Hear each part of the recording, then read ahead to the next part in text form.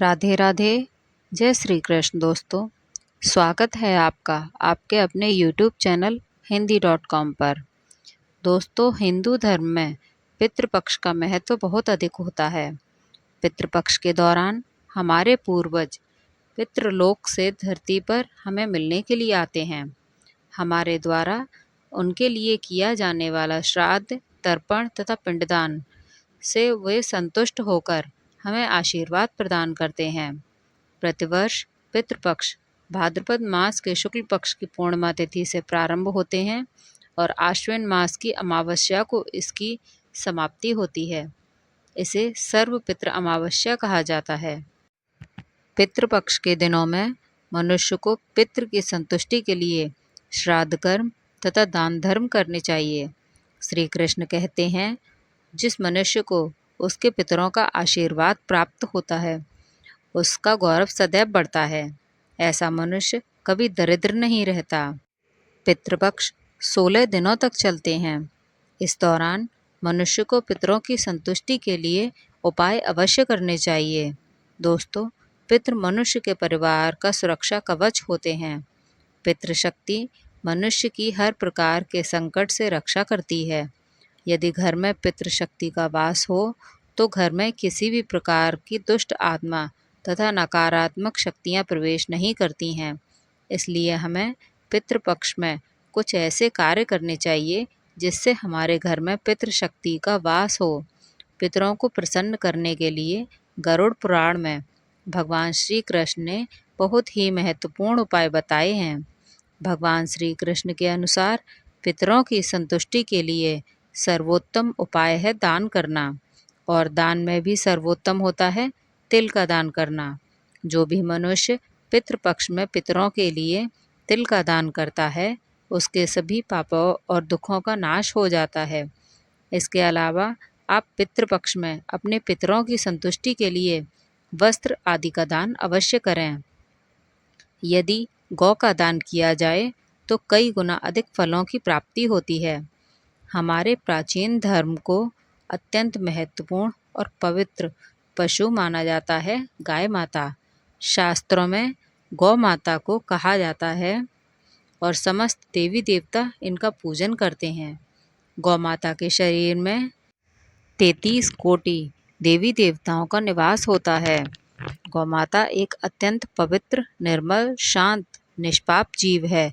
ऋग्वेद में इसे संसार का पालन पोषण करने वाली कामधेनु माता कहा गया है। इसके दर्शन मात्र से मनुष्य के हजारों पाप नष्ट हो जाते हैं। इसलिए कभी इस निष्पाप गौ माता पर अत्याचार नहीं करना चाहिए। गौ माता को कभी मारना नहीं चाहिए और कभी उन्हें कष्ट नहीं देना चाहिए। गौ को मारना शास्त्रों में सबसे बड़ा पाप माना गया है। दोस्तों, भगवान श्री कृष्ण को गायों से विशेष लगाव था। उन्हें गौ माता बहुत अधिक प्रिय थी। श्री कृष्ण के अनुसार गायों की सेवा करना ही सर्वश्रेष्ठ धर्म है। इससे बड़ा पुण्य का कार्य संसार में दूसरा कोई नहीं। कलयुग की भविष्यवाणी करते हुए भगवान श्री कृष्ण कहते हैं कि कलयुग में जब धर्म का लोप हो जाएगा तब मनुष्य गौ की सेवा नहीं करेंगे। मनुष्य केवल दूध के लिए ही गौ को पालेगा। दूध के लिए ही वह गौ को बहुत कष्ट देगा, जिसके परिणाम स्वरूप कलयुग में पाप और धर्म उसके चरम पर होगा। कलयुग के अंत का लक्षण बताते हुए श्री कृष्ण कहते हैं, जब संसार से गौ माता समाप्त हो जाएगी तब कलयुग का अंत होगा। जो मनुष्य कलयुग में भी गौ की निस्वार्थ भाव से सेवा करेगा वह सुख समृद्धि प्राप्त करेगा।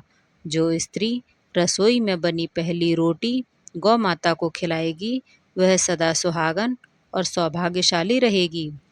जो लोग अपने घर में गौ से प्राप्त पंचगव्य को घर में रखेगा उसके घर में कभी दुख दरिद्रता नहीं आएगी। दोस्तों, हमारे धर्म के सभी शास्त्रों में गौ की सेवा को ही सर्वश्रेष्ठ माना गया है। जो व्यक्ति प्रतिदिन किसी न किसी तरह से गौ माता की सेवा करता है वह सबसे अधिक पुण्यवान बन जाता है। गाँव में तो मनुष्य को गौ की सेवा करने का अवसर प्राप्त होता है। लेकिन शहरों में गौ के दर्शन आसानी से नहीं हो पाते हैं। इसलिए मनुष्य को गौशाला में जाकर गौ की सेवा करनी चाहिए अथवा गौशाला के लिए दान धर्म करने चाहिए। इसके अलावा आप अपने घर में भी गौ माता की मूर्ति रखकर उनकी पूजा जरूर करें। इससे भी माता कामधेनु का आशीर्वाद प्राप्त होता है। शास्त्रों में गौ माता को माँ लक्ष्मी का रूप माना गया है, इसलिए उनकी पूजा करने से दरिद्रता दूर होती है। प्राचीन काल से ही गौ माता की सेवा और संरक्षण करने की परंपरा चली आ रही है। गौ का दान करने से सभी मनुष्यों के पाप नष्ट हो जाते हैं और मनुष्य को मोक्ष की प्राप्ति होती है। आज हम आपको गौ माता के संबंध में बहुत ही महत्वपूर्ण बातें बताने जा रहे हैं। गौ की पूजा कैसे करनी चाहिए, गौ को कौन सी चीज़ खिलाने से कौन सा फल मिलता है तथा गौ के किस रंग को स्पर्श करने से दरिद्रता दूर होती है आदि के बारे में हमारे शास्त्रों में बहुत ही महत्वपूर्ण ज्ञान दिया गया है। हमारी अत्यंत पूजनीय गौ माता के बारे में आप सभी को यह बातें अवश्य जान लेनी चाहिए। इससे आपके जीवन में सभी प्रकार के कष्ट दूर होंगे। दोस्तों, कई बार महिलाएं जाने अनजाने में गौ को कुछ ऐसी चीज खिला देती हैं जिससे माँ लक्ष्मी क्रोधित हो जाती हैं। शास्त्रों में कहा गया है कि यह चीज गौ को कभी नहीं खिलानी चाहिए। इससे मनुष्य के जीवन में दुर्भाग्य आता है और उसे किसी भी कार्य में सफलता नहीं मिलती है। तो चलिए जान लेते हैं गौ माता के विषय में महत्वपूर्ण नियम। सबसे पहले की बात है दोस्तों, गौ माता के दर्शन करना बहुत शुभ होता है। शास्त्र कहते हैं रोज सुबह गौ के दर्शन होने से पुण्य की प्राप्ति होती है और सुबह गोबर के दर्शन होने से लक्ष्मी की प्राप्ति होती है। अगर किसी महत्वपूर्ण कार्य के लिए जा रहे हैं और अचानक ही गौ माता आपके रास्ते में आ जाए तो वह कार्य निश्चित ही सफल हो जाता है। किसी भी यात्रा पर निकलते समय अगर गौ माता के दर्शन हो जाएं तो वह यात्रा सुखपूर्वक पूर्ण हो जाती है, इसमें संशय नहीं है। ज्योतिष शास्त्र के अनुसार कुंडली में यदि पितृदोष होता है तो अन्य उपाय के साथ साथ गौ माता को प्रतिदिन रोटी और घास खिलाने से लाभ होता है और पितृदोष से मुक्ति मिलती है। इसी तरह कुंडली में यदि शनि की साढ़े साती या महादशा है तो शनिवार और अमावस्या को काले रंग की गौ को घास या रोटी खिलाएं और उसकी पूजा करें। इससे शनि दोष कम होता है। गौमूत्र यानी कि गौ का मूत्र बहुत ही उपयोगी, पवित्र और स्वास्थ्य की दृष्टि से अत्यंत हितकारी होता है। आध्यात्मिक दृष्टि से तो गौमूत्र का महत्व ही, साथ ही वैज्ञानिक और स्वास्थ्य दृष्टि से भी गौमूत्र के बहुत ही लाभ बताए गए हैं। गौमूत्र में बहुत से खनिज पदार्थ, स्वास्थ्यवर्धक तत्व होते हैं जो हमारे शरीर को शुद्ध करते हैं और बहुत से रोगों से भी बचाते हैं। साथ ही गौमूत्र छिड़कने से वातावरण में शुद्धता और पवित्रता व्याप्त हो जाती है। इसलिए हमारे शास्त्रों में शरीर को निरोगी बनाए रखने के लिए प्रतिदिन गौमूत्र का सेवन करने तथा घर में गौमूत्र छिड़कने के लिए कहा गया है। कुंडली में शुक्र ग्रह की स्थिति को मजबूत करने के लिए ज्योतिष शास्त्र के अनुसार सुबह के भोजन में सबसे पहले रोटी निकालकर एक सफ़ेद गाय को खिलाना शुभ माना जाता है।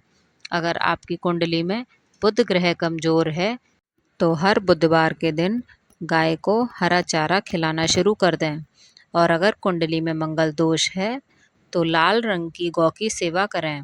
मंगलवार के दिन गौ का पूजन करें और उसे गुड़ और चना खिलाएं। बृहस्पतिवार को जीवन के सभी मंगलिक कार्यों का कारक माना जाता है। ऐसे में यदि व्यक्ति के जीवन में विवाह और मांगलिक कार्यों में बाधा उत्पन्न हो रही है तो उन लोगों को बृहस्पति ग्रह की स्थिति को मजबूत करने के लिए रोटी पर गुड़ और चने रखकर गाय को खिलाना चाहिए।